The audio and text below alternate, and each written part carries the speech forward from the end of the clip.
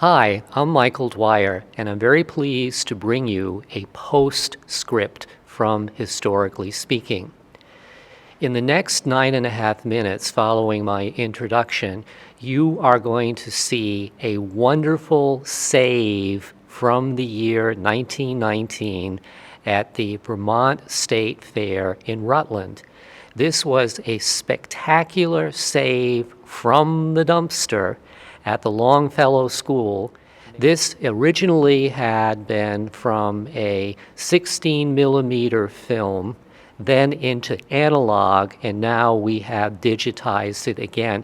And it's a remarkable time capsule from so long ago. So as you watch this clip, here are some things to keep in mind. First of all, this was no ordinary day at the fair. From the Rutland Herald archives, we have learned that this took place on Wednesday, September 3rd, 1919, and it was a day specifically to honor the returning veterans from World War I. Remember, the armistice had only been signed on the previous November 11th, and many of our troops stationed in Europe did not come home until the spring of 1919. So the city fathers and the fair planners at that time decided that this day at the fair would be a welcome home to soldiers.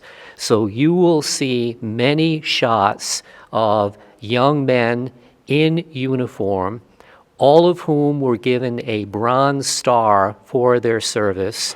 There would be parades of former veterans, and also the highlight for the veterans themselves was a massive clam bake that included 10 barrels of clams, 700 pounds of chickens, 1,000 lobsters, 2,000 rolls, and 1,000 ears of corn. And all through the summer of 1919, there were various solicitations to the people of Rutland to pay for this. And even then, Vermont frugality was in evidence because there were some people who said, who should be paying for this? And should public funds be used to fund a public dinner like this? And the funny thing is that long after this was over, there was a debt of about $1,000, so they still had to do fundraising after the event. So you'll see lots of veterans here. There are screen cards that give you some clue as to what is going on, but I suspect as parts of this may have been lost, there were probably more screen cards to clue us in. And the other remarkable thing that I'm sure someone out there can identify, there is a very brief moment when two old men in their GAR uniforms are there, and this would be 54 years after the Civil War is over, and here are two GAR men. And we have a lot of documentation on who Rutland County survivors of the Civil War are, so perhaps some judicious viewer out there can freeze it at that moment and tell us who these two Civil War veterans are. The other piece that's wonderful to note here is that we have a daring lieutenant, Jack Lynch, who gave a spectacular plane show. And this was one of the highlights of the fair, that in addition to honoring the 1,000 veterans at this event, we have great scenes of daredevil flying in the sky.